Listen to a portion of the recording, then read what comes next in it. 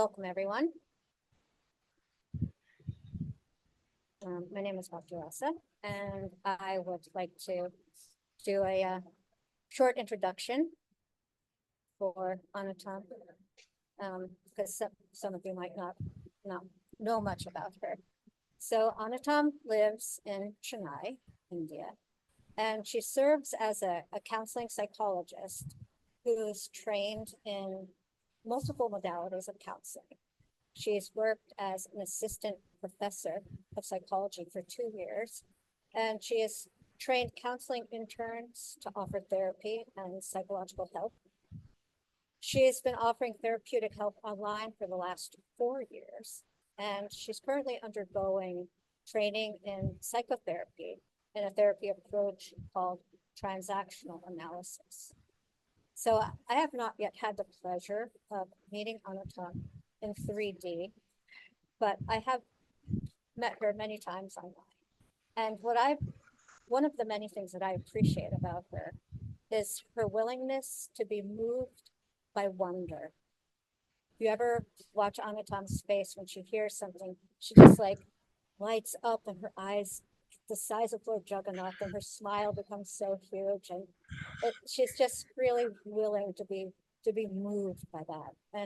And for me, this it kind of poises her in a position for continual learning. So I really appreciate that about you, Anatam, and I'm really looking forward to what you can share with us today, what will come forward. So on that note, I will turn it over to you. Yes. Thank you so much for introducing me, Bhakti Rasa. I'm in wonder seeing the qualities that you've noted in me. That's a surprise for me. Thank you. So yeah, we'll start with the session. I'll start with Mangalacharan. ॐ अज्ञानतिमिरान्धस्य ज्ञानाञ्जनशलाकया चक्षुरुन्मिलितं येन तस्मै श्रीगुरवे नमः।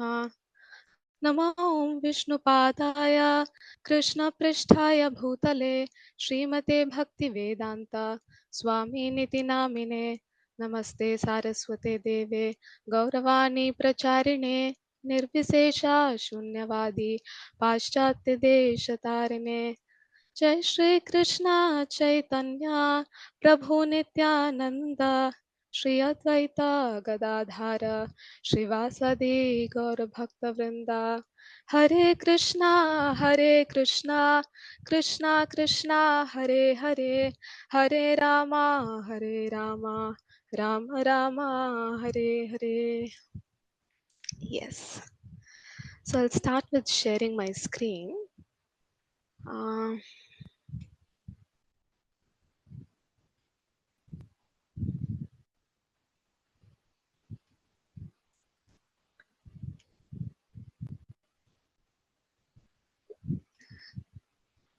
Is my screen visible?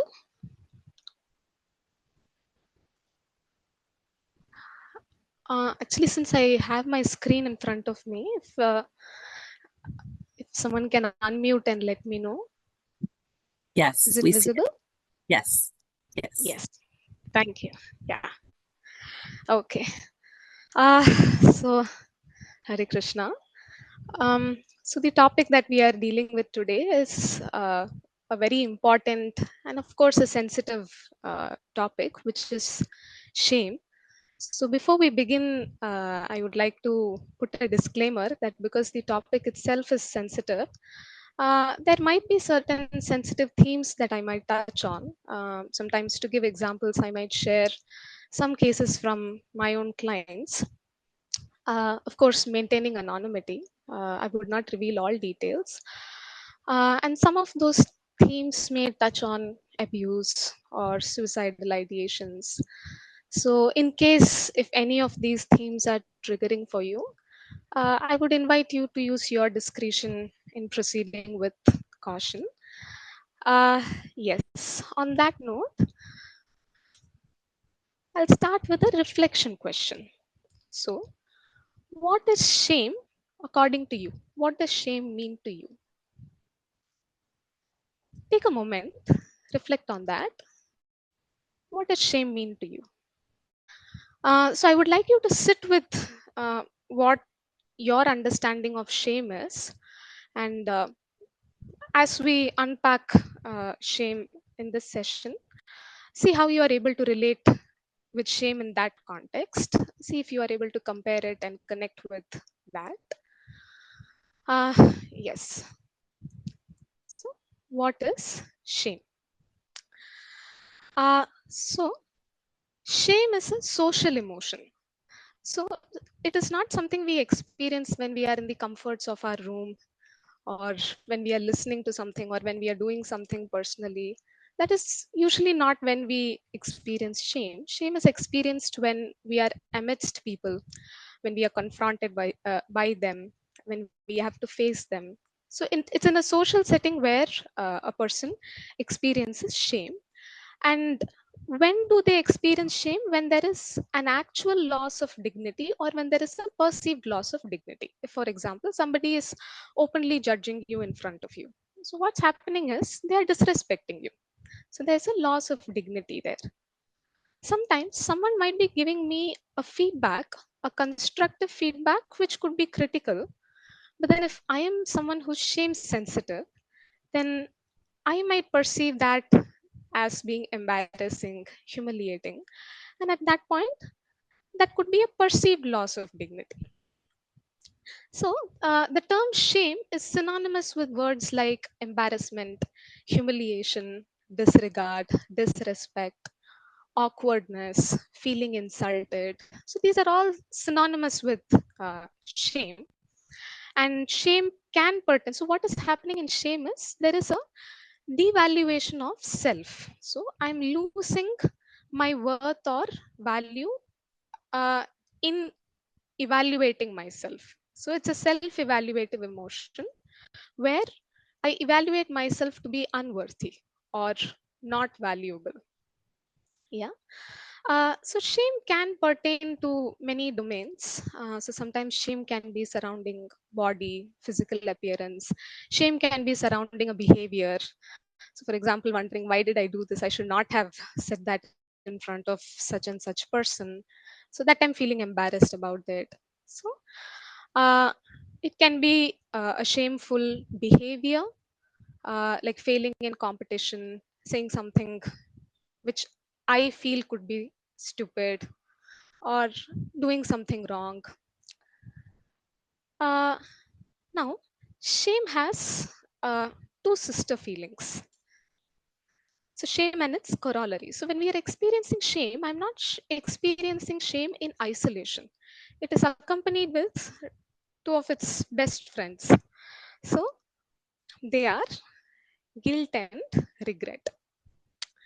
So, guilt is an emotion we experience when there is an when I feel that I've crossed my moral, I have violated my moral compass.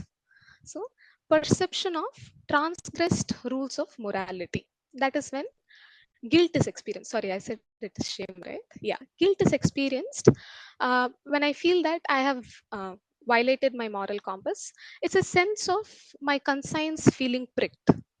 That is guilt. Guilt can also be defined as anger towards self. Yeah, and regret is an emotion we experience when there is a remorse over a choice that I've made in the past. I wish I had not done what I did in the past in a given situation.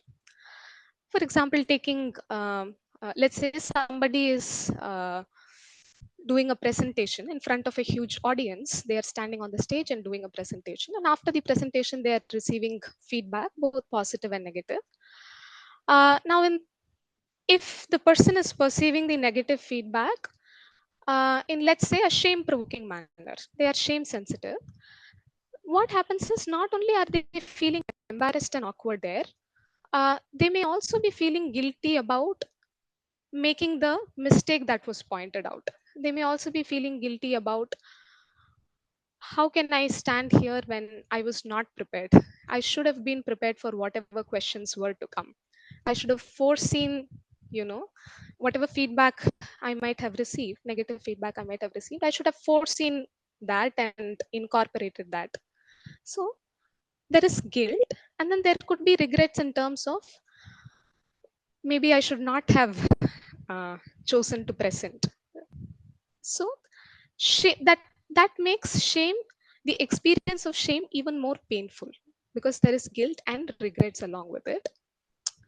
And when a person is caught in the loop of these three emotions, uh, then it can become self sabotaging. So they may engage in overthinking. There could be destructive criticism of self.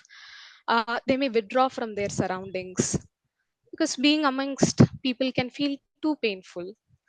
And then people who are struggling with toxic shame may also perceive that they are undeserving of any respect or any appreciation. So they may reject any appreciation or respect they may be receiving. For example, even in this case of presentation, if somebody is offering, uh, if if the feedback is wholesome, it has positive and negative feedbacks, a person may sort of filter out the positive feedbacks and then choose to perceive only the negative feedback because that validates their belief that I am unworthy of respect or appreciation. Yeah. Roots of shame. So shame does not happen by itself. Studies conducted within this, that is what most of the research studies would say. So we are not aware of the past life samskaras, but my hypothesis is that could also be playing an important role in shame or other dysfunctional emotions for that matter, the anarthas, which we may also be referring to as anarthas. Yes. So roots of shame. How does shame begin? Where does it all come from?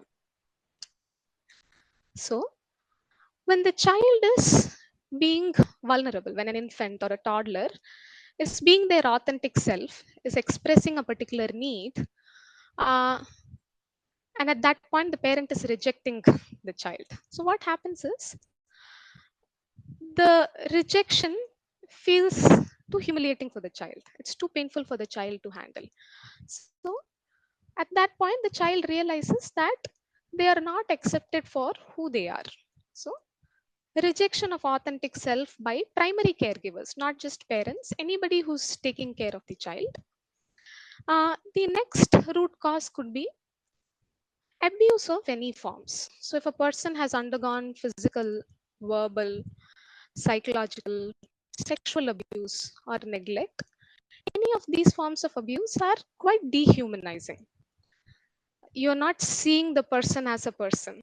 You might be treating them as an object or an instrument, something that can be taken advantage of, taken for granted, exploited. So that is also quite degrading, you know. So at that point shame can emerge. So one of my client cases that I could share here is, so she's someone who throughout her childhood had been criticized by her father quite frequently, especially in areas of academics, and in terms of how she performs, and also with regard to how she interacts with her family members. As a result of which, what happened is that uh, she's in her late 20s now, and she's struggling to interact with people. She's struggling to form close bonds. Even in office, also, she's struggling to seek help from her colleagues, uh, because she's too ashamed to face people. She fears being criticized, or she fears being, um, told that she's not good enough. So that it's triggering that instinctive sense of rejection by the parent. So the whatever is happening in the here and now, uh, that is sort of triggering a childhood memory of uh, being criticized as being not good enough by her father. So it is too painful for her. As a result of which, what she does is she chooses to withdraw. She chooses to handle things by herself. Um, and sometimes that results in addictive behaviors as well. And all of these are manifestations or expressions of shame, rather twisted expressions of shame. Yes. So that way, abuse can also be dysfunctional, childhood abuse. And then the last is when the developmental needs of the child are not met. So in each stage, as we grow up, we have certain developmental needs. So till 9 months of age, an infant's developmental need is trust versus mistrust. So when the child is in need, they may cry, and any need they only cry. They don't have the cognition or the language to communicate their needs. So the more the parent is attuned to the needs of the child learns to trust the primary caregiver. So at that stage, when trust is established with the primary caregiver, what happens is that developmental need is met. However, if let's say when the infant is crying, the primary caregiver gets annoyed, or is scolding the child, or is neglecting. So what happens is the child develops a sense of mistrust. And similarly, growing up in the teen age, the need of a teen is identity versus role confusion. So to form a sense of who I am, a sense of self concept, is very crucial in teenage. So that's one of the reasons why teens step away from parents. They step into the larger world. They are more involved with their peers circle, because somehow peers help them, set uh, or define who they are in one sense. So when a healthy sense of identity is formed, then that developmental need is met. But when it is not formed, then it can lead to role confusion about who am I. There can be aspects of self they may be in denial of, aspects of self they may be dissatisfied with. So there is a psychologist named Eric Erickson. So if you would like to know more about developmental needs, you can probably refer to his so he has proposed a theory known as psychosocial stages of development. So where he mentions the age groups and the corresponding developmental needs. Yes. So now, from Shastras, we have an account of shame, childhood shame. So that is the historical account of Dhruva Maharaj and his stepmother. So we can see how shame is very painful. So I'll just read through that pastime. Once upon a time, King Uttanapada was patting the son of Suruchi, Uttama, placing him on his lap. Dhruva Maharaj was also trying to get on the king's lap, but the king did not very much welcome him. While the child Dhruva Maharaj was trying to get on the lap of his father, Suruchi, his stepmother, became very envious of the child, and with great pride she began to speak so as to be heard by the king himself. Queen Suruchi told Dhruva Maharaj, "My dear child, you do not deserve to sit on the throne or on the lap of the king. Surely you are also the son of the king, but because you did not take your birth from my womb, you are not qualified to sit on your father's lap. My dear child, you are unaware that you were born not of my womb, but of another woman." So we can see how she's completely bringing down the dignity of Dhruva Maharaj's mother as just an other woman. Therefore, you should know that your attempt is doomed to failure. You're trying to fulfill a desire which is impossible to fulfill. So, all that the child Dhruva was doing was trying to seek love and belongingness needs from his father.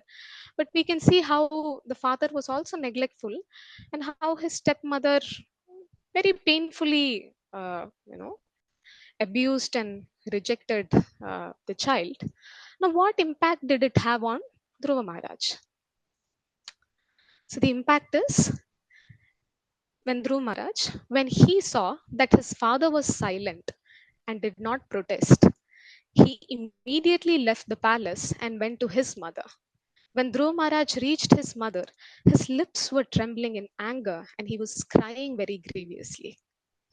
So, uh, these are some of the signs of shame, anger, crying, And we do know that how after this pastime, somehow by the intervention of his mother, Narad Muni, and subsequently by darshan of the Lord himself, the sweet Lord, we can see how Dhruva's wounded heart found its healing and joy. He realized that he was placing worth on things which were not worthy, and he was losing his sight of what was actually worthy. So we see how he differentiates shards of glasses and diamond. Yeah. So the next is uh, the yeah. So the pattern of attachment children have with their primary caregivers, it determines the degree of security, the degree of trust, or a healthy sense of self-esteem felt by the child. So now researchers on infants, yeah.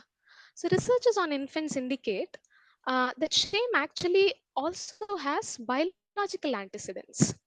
That is, it has biological factors involved. It's not just emotional, or it's not just cognitive and behavioral, it's also biological. So the example given is when a mother fails to respond to a child's giggle, or when the child is smiling, or when the child is gazing. So when they fail to respond, then what happens is they have observed that the infant reacts to that failure to respond through slumping of shoulders, lowered gaze, and then the neuronal stimulation was also found to be low. So there is a physiological letdown which the child is experiencing, and the child can, because the child is instinctive at that age. Infants are usually instinctive; they function on instincts. So when there's a physiological letdown, the child may view that as its own fault, something that the baby did which caused the mother's lack of responsiveness. So the baby would somehow attribute mother's actions, or rather inaction, to its own self. So that's how uh, the very infantile shame is at a very rudimentary level is developed. And the next is children also have an egocentric pattern of cognition. So egocentric is where they feel that the world revolves around them in one sense. So which means that uh, they see anything that is happening around them, they are naturally the cause of it. Now, of course, egocentric pattern of cognition is very much a part of a developmental process. All of us have been there, and it is essential part of the developmental process. But what happens is this makes the child vulnerable to personalizing oneself as being the cause of abuse or the unpleasant experience, which can be abuse of any sorts. And thereby, because I am the cause of the unpleasant experiences that others are putting me through, therefore the child would end up attributing it to feelings of feeling that they are unworthy of love, unworthy of belonging, respect, acceptance, joy, growth, or sometimes even in extreme cases, feeling unworthy of existing. So to that extent, they feel dehumanized. And then they may develop a false or an unhealthy sense of self in response to rejection of their authentic self. So again, to share a client example here. So there's this one client, again she is in her early 30s, and as a child, she was her father was working, and her mother was also working. But then, at least in the case of father, when he was at home, he would be involved with the lives of the children, and whatever limited time he has, he used to spend with them. However, the mother was a little awkward around her children, as a result of which she did not feel very connected with her mother from the beginning. And a lot of times, the mother was also ridden with so much guilt. She would compare especially when the client was a child, she would compare the client with other peers of her age and tell them, that you should teach her to be like you, as good as you. So, what the mother is secretly implying here, or unconsciously implying here, is that the child is not good enough. She's not satisfied with how the child is performing academically or how the child is as a person. And of course, emotionally also there was neglect involved. And in one such occasion, when her mother was out, um, usually there is a helper, a worker who would visit their house to clean the house, and they had been coming regularly to clean the house. Every evenings they would come. So at that time, only the client and her sister were there at home.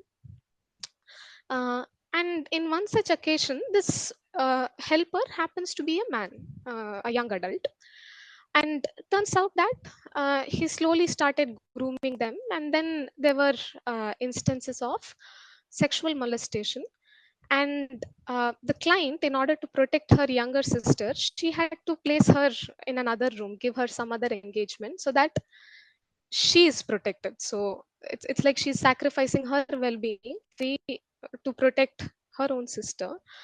And in the here and now, there are moments where client reported thinking that, I'm genuinely wondering if only I didn't exist, uh, would it make any difference to people around me? Would it matter? Uh, and it was quite painful to hear how, on some level, people feel that they are unworthy of existing. And she was also struggling with trusting even her significant others. So she has a partner, and somehow she could not bring herself to speak about her childhood abuse and neglect to him. And of course, we had, in the process of unpacking and working with the abuse, she was somehow able to bring herself to trust and then gradually communicate that. And in communicating, she realized that the partner was also accepting and empathic. So that is one of the um, impacts shame has. It sort of disables a person's ability to trust people around or to form secure relationships. Uh, yes. So that takes us to the next topic, which is impact of shame. Uh, yes. So the early childhood experiences, it greatly shapes a person's inner world. So how a person perceives the here and now, it's it's through the filters they have developed from their childhood. So the negative childhood experiences becomes the filters through which the person would perceive themselves, they would perceive others, and they would perceive life or world at large.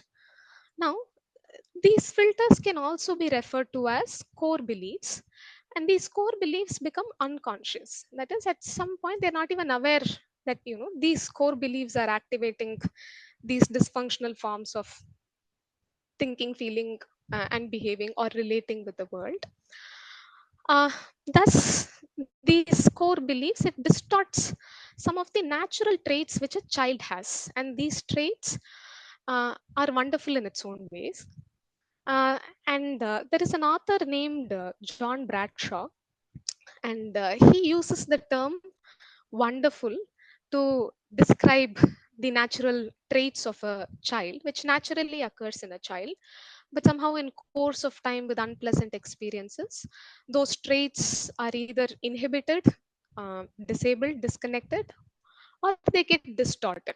That is, they are expressed in unhealthy or dysfunctional ways. Yes. So the first quality is wonder. Just give me a minute. Yeah. So wonder is a child's ability to be curious, explore their world, take risks. And for an infant or for a child, it is this curiosity that leads them to discovery. And a lot of times they find their discoveries very amusing. So, wonder and curiosity both are very important for normal growth and development. And these are the childlike qualities which, even now, we are. It would be nice if we can have these qualities, because many scientists, poets, artists, philosophers, they're all filled with childlike wonder and curiosity about the mysteries, mysteries which lie beyond the mysteries of the world. So, when this quality of wonder or curiosity is inhibited, what happens is the child would start playing it safe. They would avoid taking any healthy and calculated risks, and that would also that would also get uh, you know exhibited even in the adult forms of coping. So even as an adult, they would play it safe. They would rather fit in than think uh, creatively, use creativity, use novelty. They would not prefer thinking out of the box, because the qualities of wonder and curiosity are disabled in one sense. Yes. So the next quality is optimism. So optimism again is a natural state for a child. They are able to have faith in their primary caregivers. That's why they are vulnerable, and they naturally believe and trust whatever the caregiver tells them. And children also naturally believe that the world is friendly. That's why they don't have the conception of pain. Like they may jump from try to attempt jumping from a sofa down to the floor. So of course, as adults, it becomes our responsibility to make the environment child safe. uh, but then as a child they don't have this sense of pessimism. It's like they believe that everything around them, there is goodness in it, and it's again instinctive on some level. uh, so there is this is also referred to as a childlike faith. So when a child is abused or shamed, their openness and their ability to trust, both of them are deadened. So the bond that allows them to trust and move forward optimistically, that is cut. Uh, so the child learns to become very vigilant, anxious, as a result of being pessimistic. I'm negative about how I perceive you, so I'm not able to trust you. So optimism, for intimacy to happen, optimism and trust, they are the soul of intimacy. So we need to risk being vulnerable if we want to be intimate. But for me to risk being vulnerable, I need to be optimistic that you will hold space for me to be vulnerable. People around me will be empathic, they will hold space. But then when that optimism is not there, then they'll struggle taking the risk of being vulnerable. And uh, to sort of integrate optimism in context of bhakti, because again we see that the material world is seen as a combination of good or bad, good and bad, and the good is temporary. So it may seem, again, the notion of um, the nature of material world may seem as if it's all bad in one sense. But then how I would put optimism in context of that is uh, believing in the greater good beyond the temporary good and bad. So the greater good is the sweet absolute. So in instances of many devotees, even cases like Queen Kunti and other surrendered souls, we see how they joyfully move forward to the flute call, like how Maharaj puts it, uh, because they believe in that sense of optimism, a very universal, a global sense of optimism. By the end of the day, for a devotee, all they see is the Lord and his energies. So, in one sense, it's all good for them. So, we are invited to step into that state of optimism even in our own devotional journeys. Uh, yes. So we are not making it toxic positivity. Again, I'm aware of that term. So by optimism, what I mean here is you're acknowledging the good and the bad here, but then you're choosing to see that beyond the good and bad, there is also, the greater good. So in our own sustainable ways, we navigate between the temporary good and bad, and in sustainable ways, we choose to, in whatever capacity, have faith in the sweet absolute. That the sweet absolute is all good, and that in relation with Him, I am safe and I am secure. Yes. And next is naivete or innocence. And I think in Maharaj's book also he has spoken about the concept of naivete.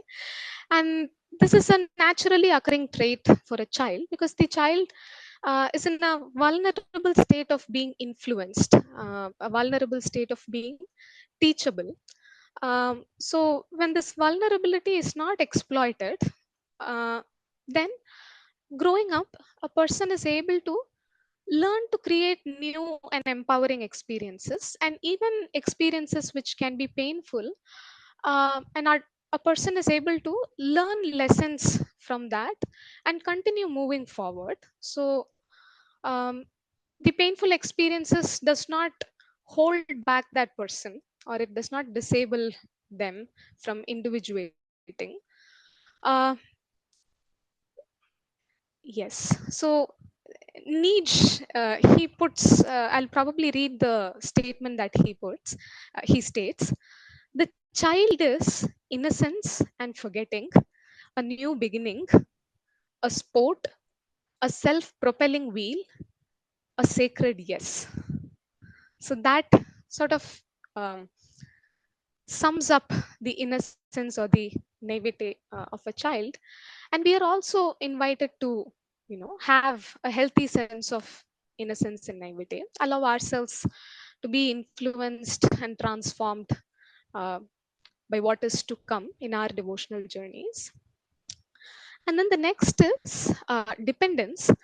Again, as human beings, we are not completely independent, and we are not totally dependent also. We are interdependent.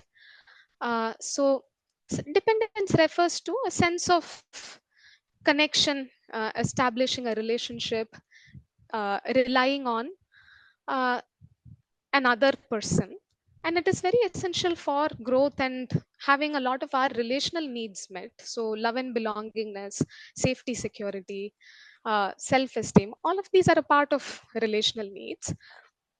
So, a person who has a healthy sense of dependence. So, when the child's dependence, let's say, was not dismissed, the parent was attending to the child when the child needed something from them, but at the same time also giving the child the space to explore safely, then the child develops a natural sense of trust growing up. Otherwise, and even as an adult, they are able to navigate flexibly between me time and we time. So they are able to uh, establish secure relationships. But in the absence of that, in the absence of fostering a healthy dependence, what happens is it influences a child's nature to depend. So it influences the attachment styles. So how I connect with you. So I can connect with you in a secure manner, or I can be insecure in my relationships. So externally, it may seem as if I'm having fun, I'm enjoying your company, but then internally, there could be fear of abandonment, fear of rejection. You know, yes. Then um, next is emotional expression. So we see how children are quite uninhibited in either laughing or crying. Sometimes when they find something amusing, they giggle. Uh, and growing up, again, when these emotions are handled properly, uh, when proper emotional coaching is provided by the parents, and when the child gets a sense that their emotions do matter, then what happens is as an adult, they're able to express their emotions in functional ways. So we have four basic emotions. So in transactional analysis, I mean, that's a therapy approach I'm getting trained in. So according to that, there are four basic emotions. So one is happiness, sadness, anger, and fear. So these are considered authentic feelings. So they are authentic when I experience. So there are certain instances which would evoke these emotions naturally. So, for example, when my needs are met, then it's natural to feel happy. When I'm experiencing a loss, it could be a loss of a job, a loss of a relationship, a loss of a person, a loss of an experience. Probably I've lost my childhood. When I'm experiencing loss, it is natural to feel sad. When there is injustice happening, it's natural to feel angry. And when there is a threat, there is an active threat, then it is natural to experience fear. So each of these emotions have a role to enable us to problem solve. For example, when I'm feeling sad, what I'm doing is I am grieving the loss. And in the process of grieving the loss, I'm coming to terms with the reality of the loss, which is I'm reaching a stage of acceptance for me to be able to move on. Yeah. So when a child is shedding tears, or when they are laughing, or when they are smiling, it is necessary to coach them and validate those emotions. Otherwise, what happens is people may struggle expressing emotions, they may become numb, as a result of which they may not feel uh, comfortable being vulnerable with another person. And not only may they become numb, so we'll see this in the emptiness part. In the branches part, we would see what I'm referring to, the numb, or the apathy. uh, and as a result of which they may also become judgmental of others. So that's one of the outcomes of shame. So the very filters I'm judging myself with, I also use those same filters in judging another person. For example, if let's say there's a kirtan going on and and I am a person that cannot jump when the kirtan is loud and the mridanga is, you know, um, it's it's pumping up. The energy is felt. So if let's say I am someone that's inhibited in expressing myself physically through dancing, then when somebody else besides me is jumping, I might secretly feel embarrassed, or I might feel cringed about how they are exhibiting. So now that sense of cringe or embarrassment is coming from my own filters. Yeah. Yes. uh, and the next is um, resilience. Again, resilience is a very natural part of being a child. If you notice, when the child is learning to walk, in the beginning they'll try crawling, they may fall down, and when they start standing up, they may fall down. And of course, the moments of falling down can be painful for the child, but then after a period of crying through pain, they again get up and they start walking. So, resilience is a person's ability to bounce back in face of any distress. Uh, so, the child has resilience and behavioral flexibility, which allows them to survive and grow. So, that is essential for us in the here and now also, because we may as adults be confronted with multiple failures on micro levels or macro levels. What is important is our capacity to carry on amidst those failures. So resilience, this child like natural trait, plays an important role in helping us uh, carry forward amidst the difficulties. um, and the next is free free play. Yes. So free play is a natural sense of playfulness, a natural sense of spontaneity, or freedom. All of these are a part of free play. So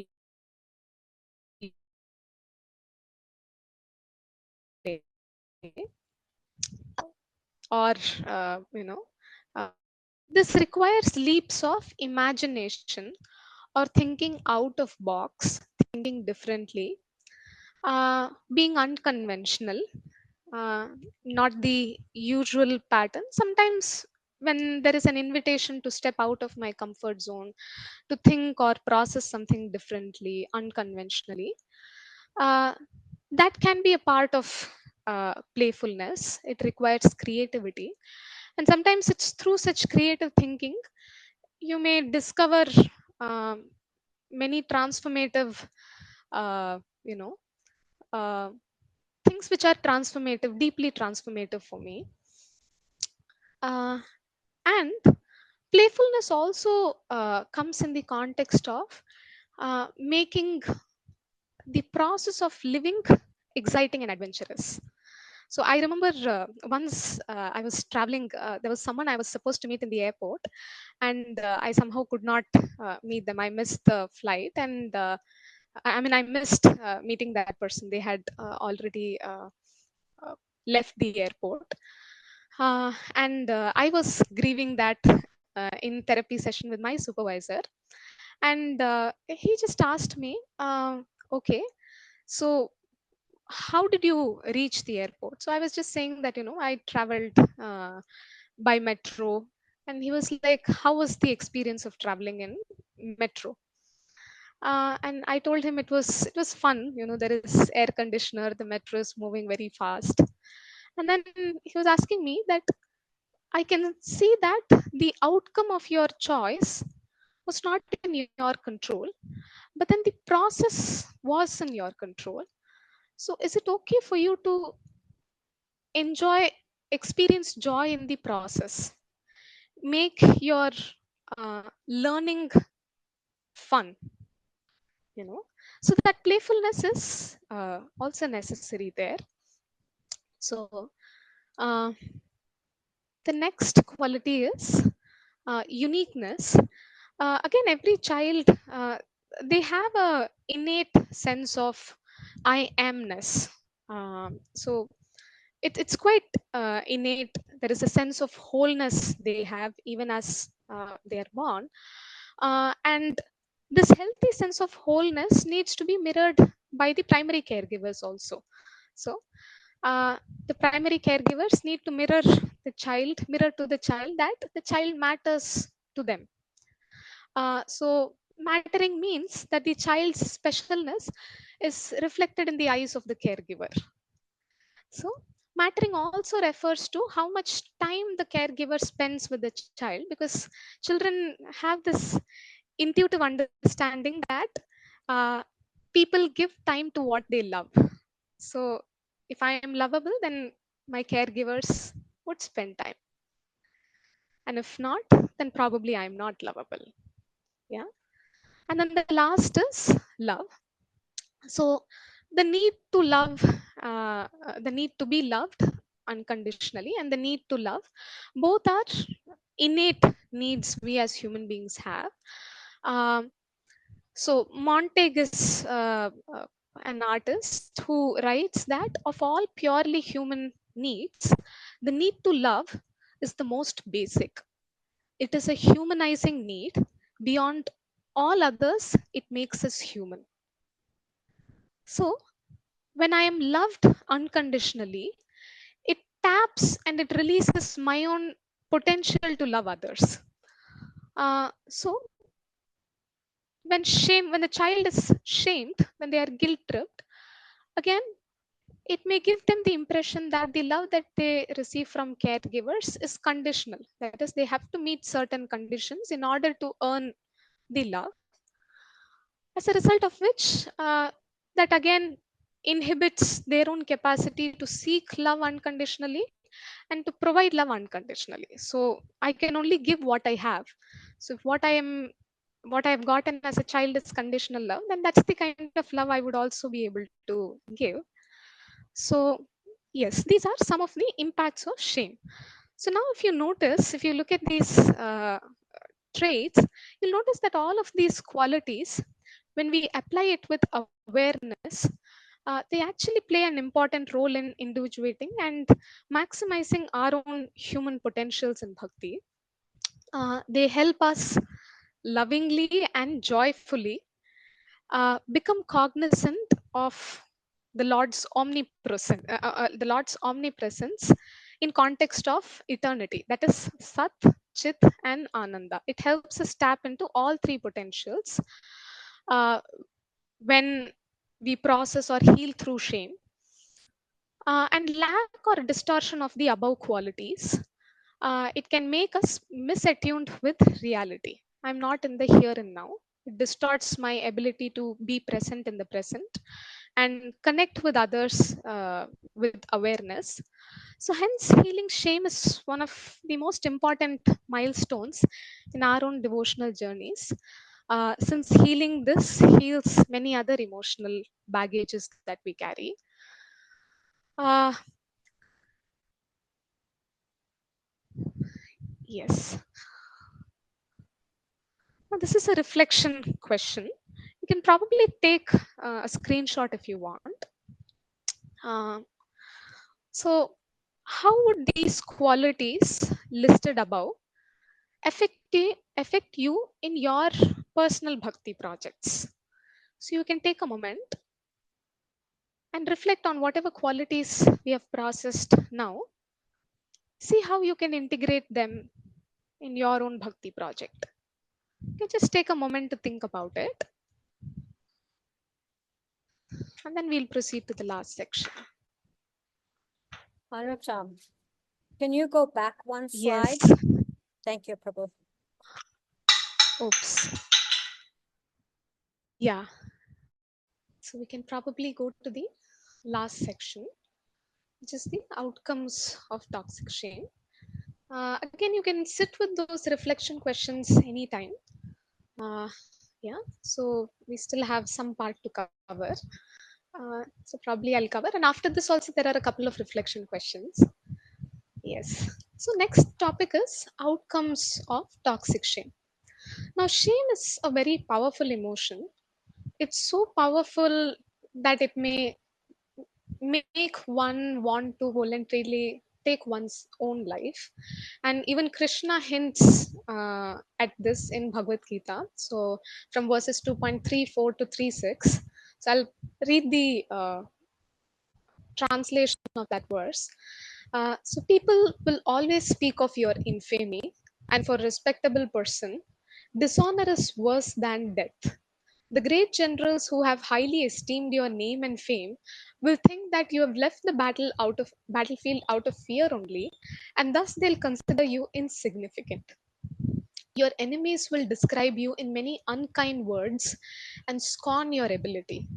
What could be more painful for you? So there is the Lord is hinting at the loss of dignity here as a warrior. What could be more, uh, you know, uh, painful for Arjuna? Yes. And there is another instance of shame that we see in Srimad Bhagavatam. Again, there are multiple instances of shame, and I've just picked a few of them. So, in context of taking away one's own life, we do see in fourth canto how Sati Devi, the wife of Lord Shiva, uh, when she's faced with the humiliation by her father Daksha, so Daksha neglects her when he's performing a particular sacrifice. She visits him, he neglects her, and he also neglects her husband. So, in the sacrificial offerings, he ignores offering any oblations to her husband, Lord Shiva, and as a result of which Sati feels very humiliated. She's embarrassed. That is, she feels insulted by the entire experience. Uh, and as a result of which, she chooses to take her own life in that uh, uh, arena. So, there are a lot of examples of toxic shame. So, I'll probably just name a few. So, Daksha verbally humiliating Lord Shiva. So, he humiliates Lord Shiva because Lord Shiva doesn't get up when all other uh, devatas and other saints in the assembly get up to welcome Daksha. But Shiva is seated. and Daksha feels very humiliated by that act. So he starts, in turn insulting Lord Shiva.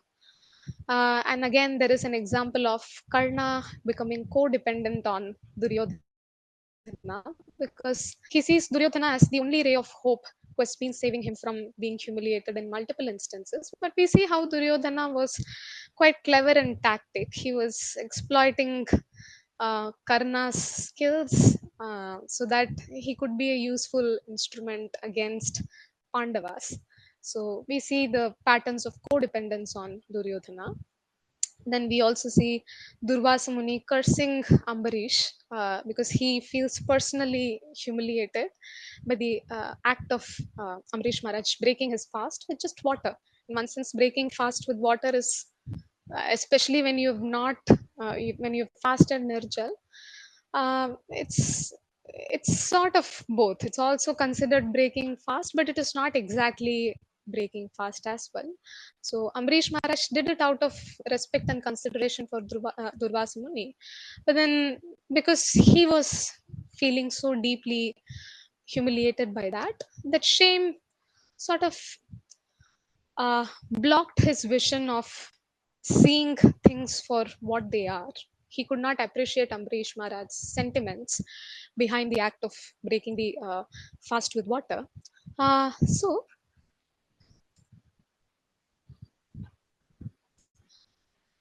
that leads us to the next acronym, which Bradshaw uses. So he uses the term contaminate, and I think we are quite familiar with this term even in our own glossary. So shame, uh, yes, so shame contaminates uh, our own sense of perceiving reality. And there are different ways in which it contaminates. So it branches out in different ways. And some of these we may not even know have its roots in shame. So, first is codependence. So, again, codependence is where a person feels that their self worth depends on how others feel about themselves. So, they can engage in validation seeking behaviors. They depend on something outside of themselves to have a sense of identity. So, they do not know where I end and where you begin. So, I identify with your views and your opinions and your judgments of me, and as a result of which they may use the toxic ways of pleasing others. It becomes toxic in the sense I'm pleasing you because I'm looking forward to seeking validation from you. So codependence is one of the outcomes of shame. Next is offender behavior. So offender behaviors refers to engaging in violent any form of violence or abusive actions, that is, the victim becomes the persecutor. So if we see in the history of mankind, uh, we are all familiar with Hitler. So if we look at Hitler's childhood, he was chronically beaten, humiliated, toxically shamed by his father, who's also sadistic. And his father was an illegitimate son of a Jewish lord. So we see how Hitler recreated childhood tragedy in a global level, and he created one of the greatest tragic, gruesome history known to mankind, where millions of innocent people lost their lives to extreme forms of cruelty. Uh, so a lot of times they also say that sexual abusers would have been sexually abused as children themselves, especially child sexual abusers, by which we are not justifying any of their actions. We are implying what explains these behaviors, why these behaviors are happening. Yeah. Yes. Next is narcissism.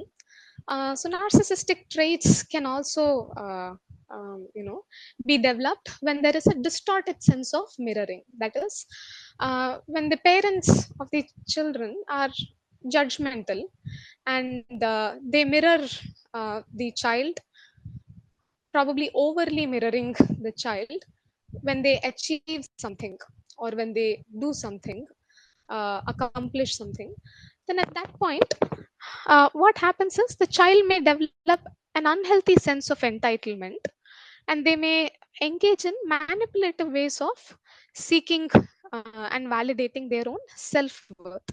So it may seem as if they are very proud, uh, but then that pride is actually a cover up emotion to hide their internalized shame and feelings of worthlessness.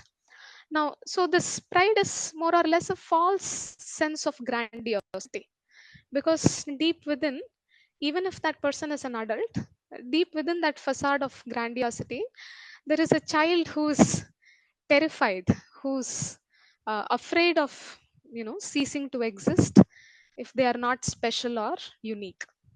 Yeah. And next is trust issues. Uh, yes. So, as we had seen in the section of optimism, um, they perceive others or world as unpredictable, as dangerous, as hostile. Therefore, they're always on guard. You may notice some people are always on guard. They try to control everything around them. If they don't have everything figured out, then you may see them becoming very anxious, worked up. So their belief is that if I control everything, no one can catch me off guard and hurt me. Yeah. So control madness uh, can cause severe relationship problems. And there is no way I can be intimate with someone whom I don't trust. Yeah. And intimacy demands that you accept the other person the way they are and not take a position of holier than thou mindset. So sometimes in the control madness, people can take this position, which is unhealthy in relationships. So trust issues is another outcome of shame. Next is acting out or acting in. So acting out is a reenactment of a reenactment where I repeat the past behaviors. I may set up, I may abuse others, or I may unconsciously set up myself for abuse. So if you notice, some people, they may have a pattern of being in relationships which would eventually turn abusive, and they would have to step out of those relationships. So if it's once or twice, that is fine. But if it is a pattern, then that could be an acting out of a childhood experience. Acting in is where a person is engaging in self-punishing forms of thinking, feeling, or behaving. So I might be highly critical of myself. So when we saw anger, when we saw guilt, so guilt is seen as anger towards self.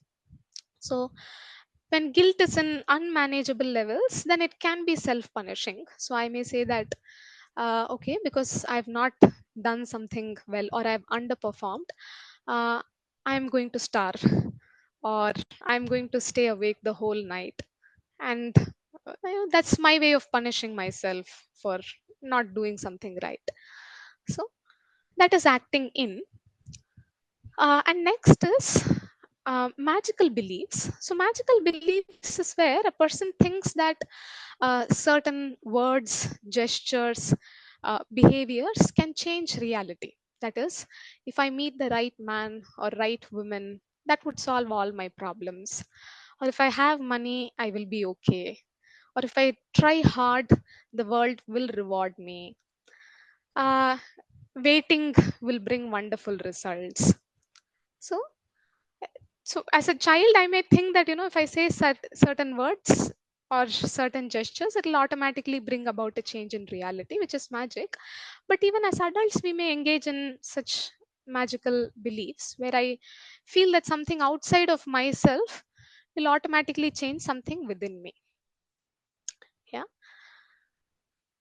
Next is intimacy dysfunctions. It is quite similar to the trust issues that we saw. Um, So people fear being intimate when they are experiencing toxic shame. So one of the reasons being they are in denial of their own imperfections, their own strengths and vulnerabilities, and as a result of which they fear being isolated, abandoned, or engulfed by that relationship. Uh, so it's like there is no sense of self. I'm not aware of myself. I'm denying aspects of myself. So if I don't know who I am, how am I going to share myself with another person? So where is the scope of intimacy? Yeah. So when I'm deeply ashamed of myself, it results in my capacity to be vulnerable and to show up, to self disclose aspects of me to the other person. So John Bradshaw, he quotes this very beautifully. He says, "It is impossible to be intimate if you have no sense of self. How can you share yourself with another if you do not really know who you are? How can anyone know you if you do not know who you really are?" So, yes, that is intimacy dysfunctions. Uh, and sometimes what happens is, it may seem like a false sense of intimacy, where in order to seek acceptance and belonging, I may become the yes man for the other person. Yeah. So it may seem as if I'm very close with them. I agree with everything that we say. There is so much compatibility. But then deep within, it's a false sense of trying to fit in, uh, or rather a distorted way of trying to seek acceptance and belonging. Yes. The next is, uh, okay, Bhakti Rasa, how much time do I have? About 15 minutes, it will be 10:30. 15 minutes. Okay, cool. Yeah. Uh, yes. And the next is non disciplined behaviors. Uh,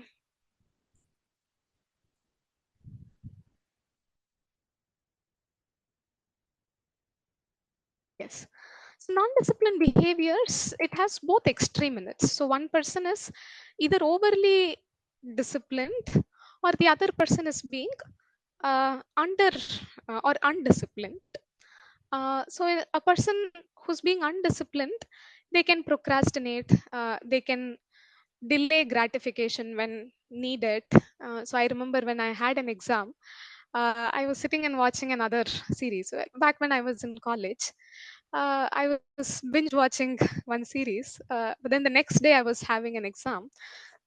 So there are moments where it is necessary for us to delay gratification.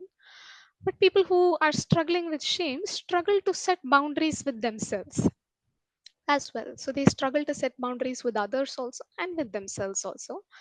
And then sometimes people can act impulsively without thinking, or they can engage in unhealthy rebellion. And on the other extreme, a person who's overly disciplined, they can either be rigid, they can be very obsessive, overly controlling, they can be people pleasing, or they can expect perfectionism from self and others. Yeah. Uh, Another behavioral outcome is addictive or compulsive behaviors. So addictions can be of any sort. So it can be use of substances, which are chemicals. It can be cognitive addictions. It can be emotional addictions. It can be behavioral addictions.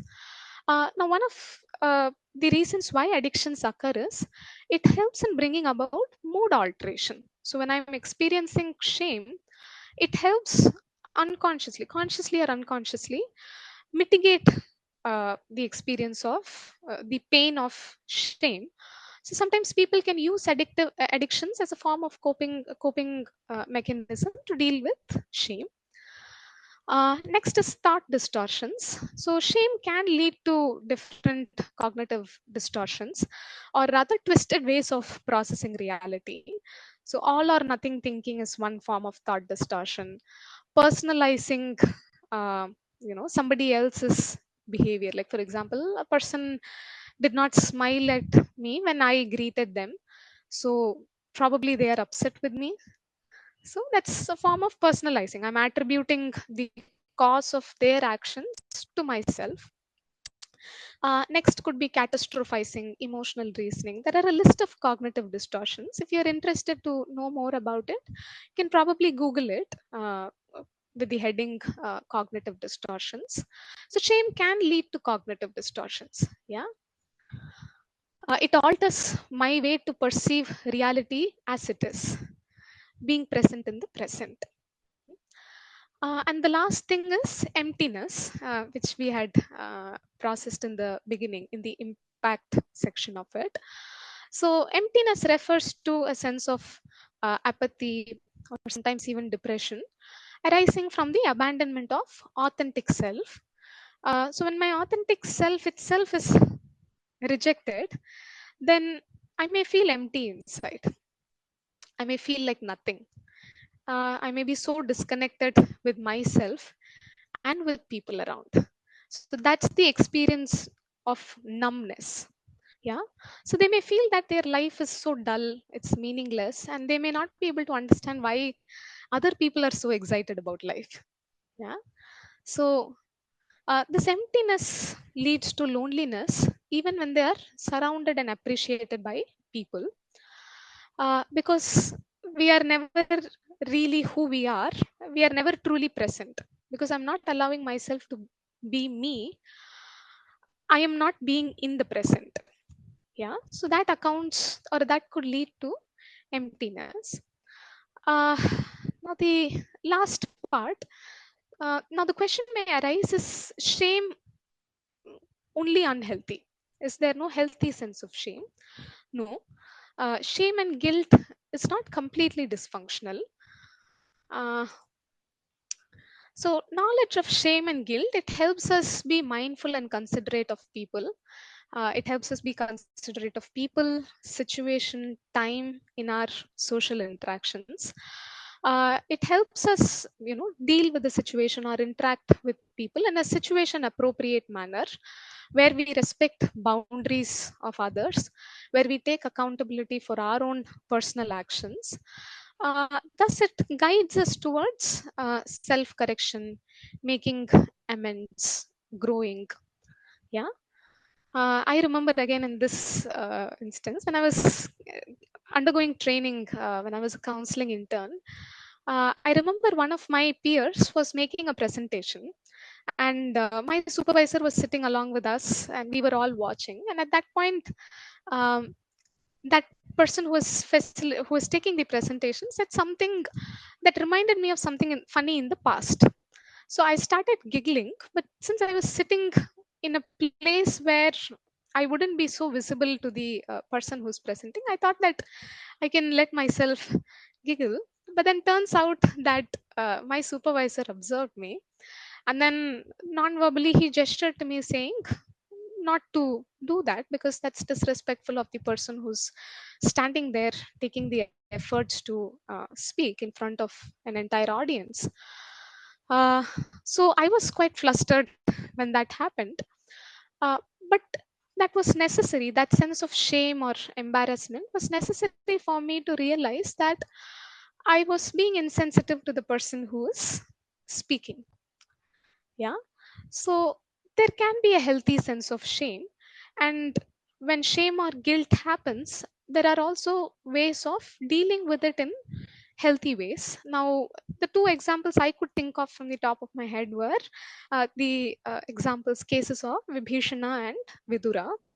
We see how in both their cases, their own relatives, so in the case of Vibhishana, it was his brother, and in the case of Vidura, it was his nephew.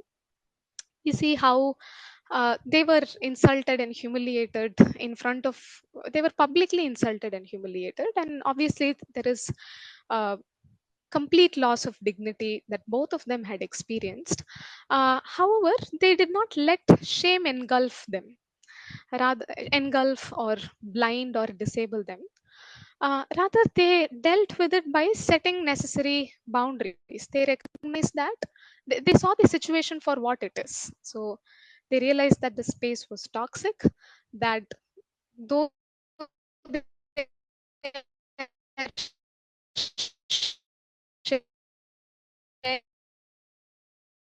words of another person that is not being well received, having realized that they recognize what is their need, so they stood by their own integrity and they walked away from that space and they found their own healing in something more meaningful to them, which was either service to the Lord or inquiring about the Lord in both their cases. So yes, there is a healthy sense of shame as well, and there's a healthy way of handling shame. So finally, the last section. So with this, we can end. Now, why are we processing shame in such detail? So this takes me to this particular section from the book Radical Personalism, which I found very relevant, and that also inspired me to, share few insights on the topic of shame. So probably I'll read this part. Proactive devotion encourages this process by uh, first advocating that we acknowledge whatever problem may need to be addressed. Then we try to understand the problem comprehensively, and only then do we try to solve it. We never rush to make a problem go away before exhaustively learning what it has to teach us within its various shades and nuances. Albert Einstein is reported to have said, if I had 1 hour to solve a problem, I would spend 55 minutes thinking about the problem and 5 minutes thinking about the solutions. He realized that solution lies within the grasp of the problem, and that understanding the problem solves the problem almost in totality. Yes, so that was the basis. Uh, in scriptures, shame is not directly addressed as being uh, the root cause of a particular problem, or it's not addressed as being dysfunctional. There is no direct reference to shame. However, given that in the recent times,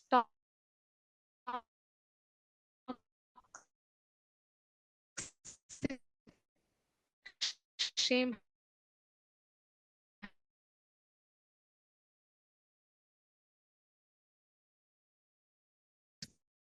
and its shades, it act patiently in a way that it becomes relevant to us on all levels, be it psychological, social, or spiritual. So that was the aim of this session. And on that note, I'll go to the next section, which is the reflection questions. With that, we are ending. So first reflection question: when do I experience shame? That is, what are the situations or setups which triggers shame? Tom, I'm not sure if you can hear me, but we have completely lost your audio. I'm really very sorry. Actually, I had connected the laptop with the I had connected the charger, but I forgot to turn on the switch. So the battery turned off. Yeah. So I'll just share the last screen share.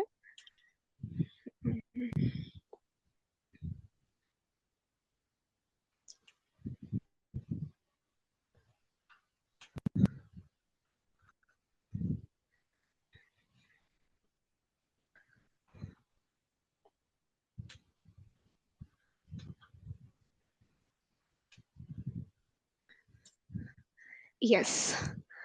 Yeah. So when do I experience shame? What forms of coping have helped me manage shame? So when I was confronted with shame in the past, or confronted with people's judgments, or any shame triggering situation, how did I? What helped me handle it? The next question is, in coping with shame, how all have I sabotaged? So, how all have I sabotaged myself in the process? Or how have I sabotaged relationships or sabotaged opportunities? So, what did not work for me or what backfired?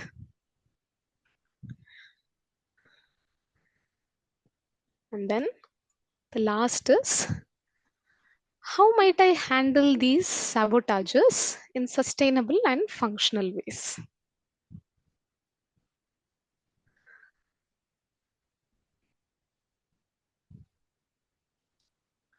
So just sit with these reflections. The aim of these questions is to bring about specificity in becoming aware of specific aspects which are, you know, which are relevant to me. So once I recognize the dynamics of shame in my own context, then that will give me a sense of direction as to what can I do to cope with shame. Yeah, what needs to be done.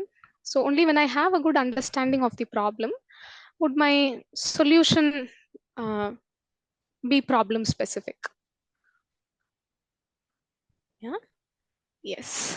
So probably I'll end it here. Thank you. Last slide. Yes. So I'm not able to see my, yeah. So I'm sorry for exceeding the time. So do we have time for questions, Bhakti Rasa? I was just wondering. Yes, we have a few moments. Oh, And just a before that minute. I'm not happens, able to hear I really you. want to, okay. No.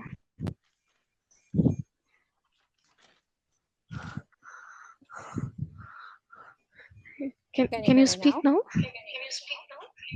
Yes, can you? Okay.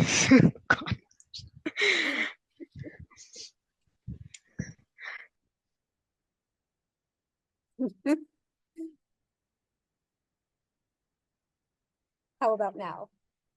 Can you hear me now? What's wrong with my audio?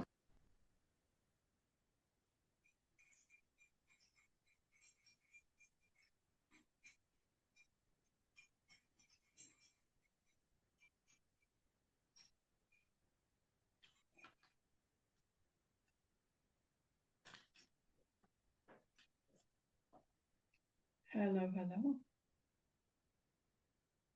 Can you hear? No?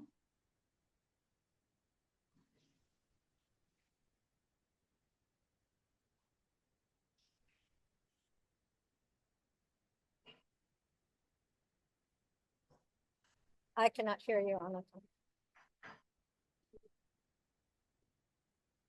Wait. Unmute yourself. Oh, am I audible? Yes, you're audible now. Can you hear me? Yes. Oh, okay. So one thing, first of all, thank you so much for such an informative presentation. And for me, in addition to what you've given, is again the importance of how being holistic matters. The way you made connections between childhood and adulthood and humanity and divinity and our emotions and our mind. I mean, such a holistic presentation that it really brought that home for me. So I really appreciate that. Thank you, Bhakti Rasa. That sounds validating. Okay, so now we can open it up for a few moments of questions.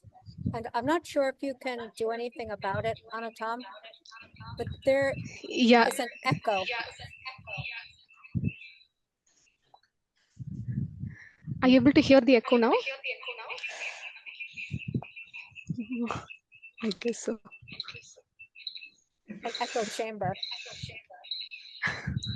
If everybody else mutes and one person speaks, maybe that would help.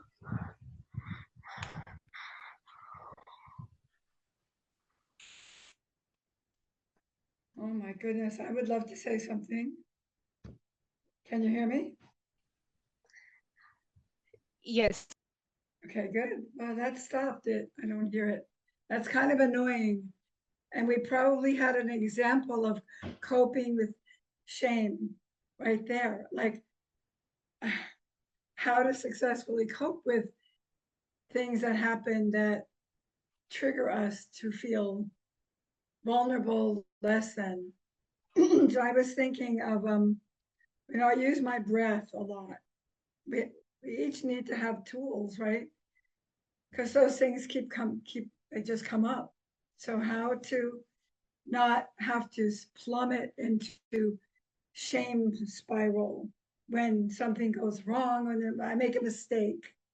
That's a big one for me. So that was a perfect example. And you maintained your happiness and optimism and innocence. I love those examples you gave, of I'm going to read over them. I took notes, copious notes, but the optimism that there is goodness, that and I think that's like my opinion, having faith, like that Krishna is in charge and he's full of love, and I don't have to worry or stress or suffer over things. I can just open up and remain hopeful and have faith, optimistic. You're all very, very relatable. And it's funny that I don't usually use the scriptures to, and I know it's very appropriate, to coordinate our emotions and our experience with theirs, but it's totally relatable. And I don't know why I don't do that more. I appreciated your examples a lot. It's very, very wonderful. Thank you so much.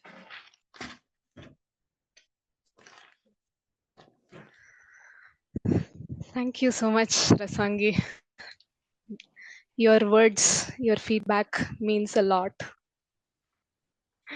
Coming I from can't, someone experienced like you no, I'm with so finding a much way, wisdom, and I'm finding ways feels to very use encouraging. with my own clients. Uh, I can see ways that I can use these, what you've taught us with my own, and myself, my family. Thank you so much.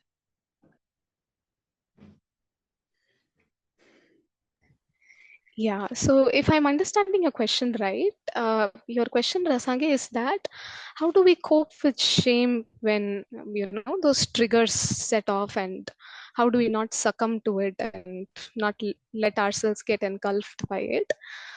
So the thing about shame is, if you had noticed, it is something that a person develops right from the stage of infancy.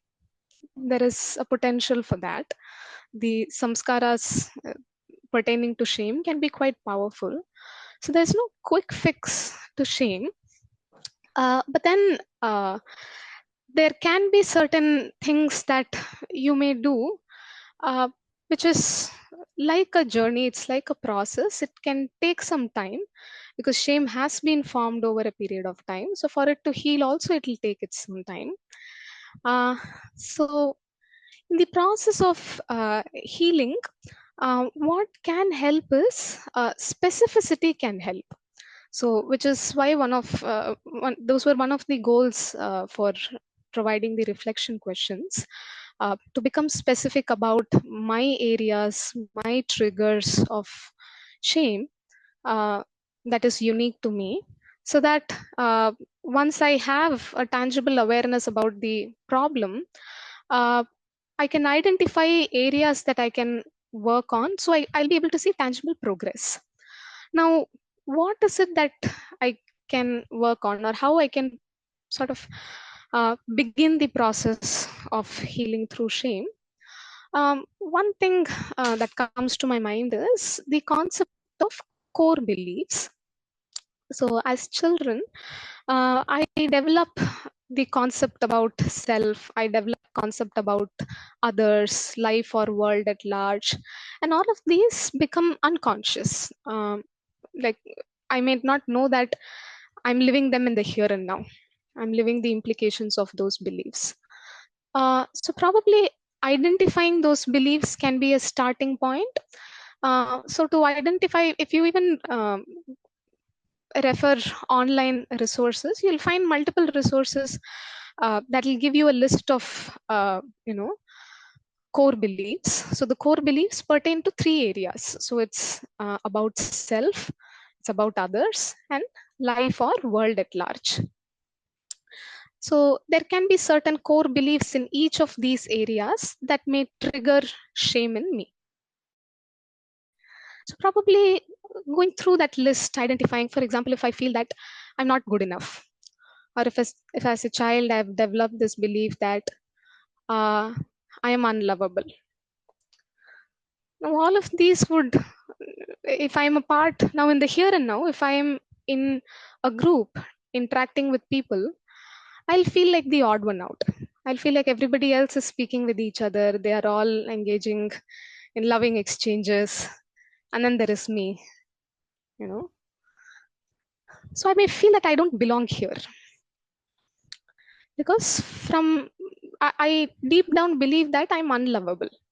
And because I believe that I'm unlovable, I would not allow myself to access love from another person. I wouldn't allow myself to seek love from the other. So identification, so these core beliefs are like the filters. So that can be a beginning point, identifying what are my core beliefs. Yeah, core beliefs pertaining to these three areas, and then gradually challenging these core beliefs. Are they relevant in the here and now? Is it true? Because I would have developed these core beliefs from an egocentric pattern of thinking. So egocentric is where I personalize unpleasant experiences. I as being the cause of all the unpleasant experiences around me. So as an adult, I may know that I'm not completely responsible for the unpleasant things that have happened to me or the abuses that I may have undergone. So with my adult awareness, I can put these core beliefs to test it against reality. Most of the times we will see that they are not valid. Very cool. And the principles of self-love, the principles of radical personalism, when you read through those principles, I would invite you to also see how shame can, get in the way of integrating the different principles of radical personalism. And whatever you relate with so much in your learning of radical personalism, I would invite you to own it, because what you relate with is very unique only to you. And once you own it, it becomes yours. And that is very crucial for healing.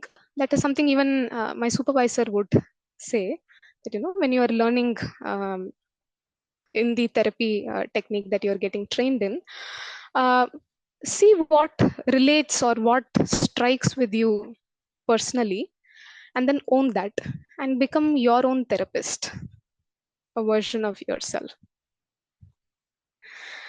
So Love that. Thank you. And maybe there needs to be a part 2 to this Well, to yes, continue on. I wanted to announce that. Oh, As a result of this, I think Nanotama is considering doing a month-long in-depth series, expanding what she has brought to us today. So we'll let you know when that happens. And I have a few announcements before we end for today. Do you feel complete, Anatam? I can stay. Is that what you're asking? Can I stay for the announcements today? No. I'm wondering if you are complete, if you feel that you have, is there anything more you would like to say? Actually, I'm sort of, every time I speak, I'm unmuting this device so that the echo doesn't come. So yeah, you can take over, Bhakti Rasa. You can make the announcements. That's fine. Thank you very much. Thank you for having me here. And Thank thank you. you It's all for beautiful. staying. Beautiful. Very well. Wonderful. So just quickly to let you all know of the time for the coming class on Tuesday, Swami Padmanabha's Evolution in Divine Love is changed until 9:30. It's 1/2 hour later than it originally was. So his continuing the course in Evolution in Divine Love will be Tuesday, as was planned. And the time will be 1/2 hour later. Then also later this month, there will be a Spanish class given by Swami Das on neurolinguistics, which he has been studying and sharing and teaching others. So I'm excited that our Spanish-speaking brothers and sisters will have access to this information. All right, thank you all so much for joining us, and we'll see you all next time. Thank you.